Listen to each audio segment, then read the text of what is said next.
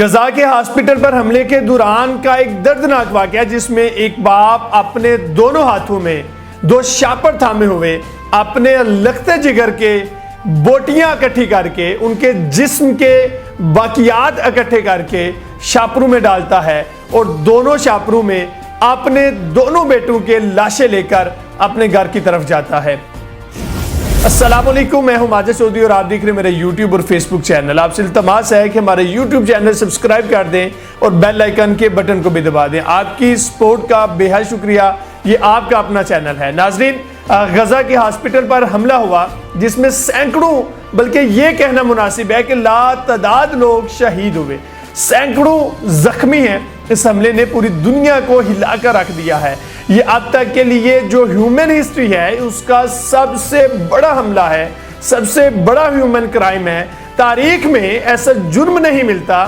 اس کے بعد اب صورتحال ڈرامائی طور پر تبدیل ہوئی ہے۔ ایک طرف تو امریکی جو بائیڈن اسرائیل جا پہنچا ہے اور دوسری جانب جارڈن نے امریکی صدر کو اپنے ملک میں داخلے کے لیے منع کر دیا ہے۔ سمٹ تھا، سمٹ وہ کینسل کر کے کہا گیا آپ اپنے ملک ہی اچھے، کیونکہ پورے عالم اسلام میں جس قدر لوگوں میں غم و غصہ پایا جا رہا ہے، جس طرح کے احتجاج ہوئے ہیں، لوگ ان پروٹیسٹ میں جس طرح بڑی تعداد میں شریک ہوئے، امریکی سفارت خانے اور اسرائیلی سفارت خانے بھی محفوظ نہیں رہے۔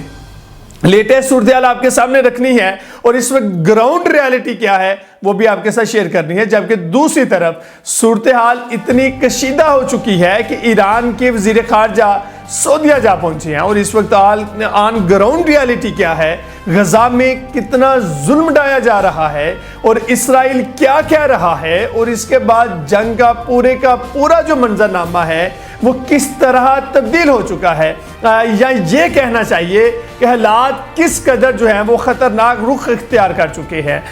یوں لگ رہا ہے کہ اب دیگر ممالک کے لیے بھی ناگزیر ہوتا جا رہا ہے اور اسرائیل کو دھمکی دی گئی ہے کہ جنگ کا دائرہ کار پھیلنے نہیں بلکہ یوں کہیے کہ اس کا ماحول بن چکا ہے۔ سب سے پہلے جو رات یہ افسوسناک خبر آئی، سننے کے بعد انتہائی تکلیف دہ اور دل کو چھلنی کر دینے والی یہ خبر تھی۔ جب فوٹیجز دیکھی تو بہت تکلیف ہوئی۔ غزہ کے ہاسپٹل کے اندر جو بچوں کی لاشیں تھیں، بچوں کے جو درد تھے، بچوں کے جسموں کے اعضاء تھے، میں بیان نہیں کر سکتا۔ ایک باپ نے اپنے دونوں ہاتھوں میں شاپر اٹھائے ہوئے تھے اور ان دونوں شاپروں میں اس کے لختے جگر، اس کے بچوں کے جسم کے اعضاء تھے۔ آپ محسوس کریے کہ ایک باپ کیسے یہ برداشت کر سکتا ہے کہ ہمارے بچے کو کوئی ہاتھ لگائے تو کتنی تکلیف ہوتی ہے، اور اس نے اپنے دونوں بچوں کے لاشیں، ان کے جسموں کے ٹکڑے شاپر میں اٹھائے ہوئے تھے، اور ایک شخص کہہ رہا ہے کہ ویڈیو میں کہ اپنا بچہ ہاسپٹل چھوڑ کر گیا تھا جو ان کی بمباری سے زخمی ہوا تھا، اور ڈاکٹرز نے مجھے کہا کہ اب وہ ٹھیک ہو رہا ہے۔ اللہ کا شکر ادا کیا، اور 2 منٹ ہی مجھے گزرے تھے کہ جب میں بچے کو چھوڑ کر نکلا، واپس آیا تو نہ بچہ تھا اور نہ ہی وہاں پر ہاسپٹل۔ یعنی ہسپتالوں پر حملہ جنگ کے اصولوں کے خلاف ہے۔ حتیٰ کہ ورلڈ وار 2 میں بھی ایسی صورتحال نہیں بنی کہ برطانیہ اور جرمنی کی طرف سے کسی ہاسپٹل پر حملہ ہوا۔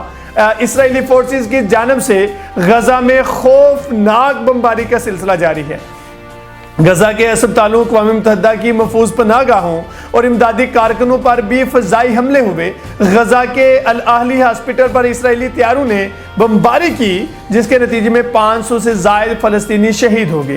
بمباری میں ہسپتال کی جو عمارت ہے وہ مکمل طور پر تباہ ہو گئی اور اس میں آگ لگ گئی۔ ملبے تلے سینکڑوں افراد دب گئے۔ عالمی ادارہ صحت کا کہنا ہے کہ ہسپتال ہزاروں زخمیوں، مریضوں اور بے گھر فلسطینیوں سے مکمل بھرا ہوا تھا۔ شہداء میں ڈاکٹرز اور طبی عملے کے متعدد ارکان شامل تھے۔ ہسپتال غزہ کے ان ہسپتالوں میں شامل تھا جسے اسرائیلی فوج نے خالی کرنے کی دھمکی دے رکھی تھی۔ امریکی اخبار واشنگٹن پوسٹ نے ہاسپٹل پر حملے کے وقت کی ویڈیو جاری کی ہے جس میں ہاسپٹل کے اوپر سے طیارے کی نقل و حرکت دیکھی جا سکتی سکتی ہے اور اچانک دھماکے کے بعد آگ بھڑک اٹھتی ہے۔ حماس کے سربراہ اسماعیل ہنیہ نے حملے کو نسل کشی قرار دیتے ہوئے اس کا الزام امریکہ پر عائد کر دیا ہے۔ انہوں نے کہا کہ امریکہ اسرائیل کی کھلی جارحیت کو تحفظ فراہم کر رہا ہے۔ حماس کے میڈیا آفس نے غزہ کی پٹی میں الاہلی عرب ہاسپٹل پر حملے کو جنگی جرم قرار دیا ہے۔ حماس کے عسکری ونگ نے کہا ہے کہ اس نے شہریوں پر حملوں کے جواب میں تل ابیب اور یروشلم پر راکٹ داغے ہیں۔ فلسطینی اتھارٹی کے سربراہ محمود عباس نے حملے کی وجہ سے 3 روز کا سوگ منانے کا اعلان کیا ہے۔ حملے کے بعد فلسطین کے مختلف شہروں پر راملہ اور مقبوضہ مغربی کنارے میں ہزاروں فلسطینی سڑکوں پر نکل آئے، جنہوں نے محمود عباس کے خلاف نعرے لگائے۔ اس دوران فلسطینی فورسز نے مظاہرین کو منتشر کرنے کے لیے آنسو گیس کی شیلنگ اور براہ راست فائرنگ بھی کی۔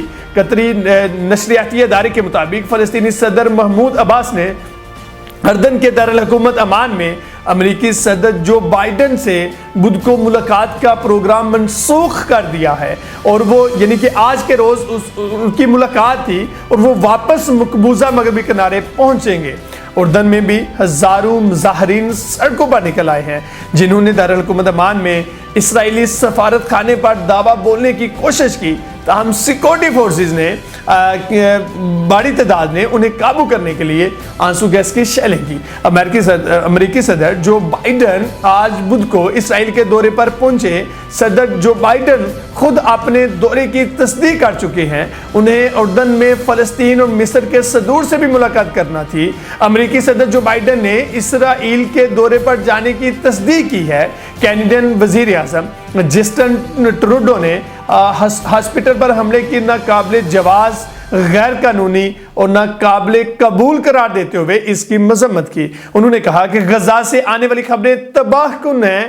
یورپی یونین کے سربراہ چارلز مائیکل نے ہاسپٹل پر حملے کی مذمت کرتے ہوئے کہا کہ غزہ میں شہری انفراسٹرکچر کو نشانہ بنانا عالمی قانون کی خلاف ورزی ہے۔ یورپی یونین کے خارجہ امور کے سربراہ نے یورپی نمائندوں کے ویڈیو اجلاس میں کہا کہ ہماری آنکھوں کے سامنے سانحہ رونما ہوا، سانحہ جو رونما ہوا ہے، اور ہاسپٹل پر حملے نے وحشت میں مزید جو ہے وہ لوگوں کی وحشت میں اضافہ کیا ہے، اور پاکستان نے بھی غزہ کے ہاسپٹل پر حملے کی مذمت کرتے ہوئے اسے ناقابل دفاع قرار دیا ہے۔ اب تک کے لیے اتنا ہی۔ اپنے میزبان ماجد چوری کو دیجیے اجازت، ملتے ہیں اگلے ولاگ میں۔ اللہ حافظ۔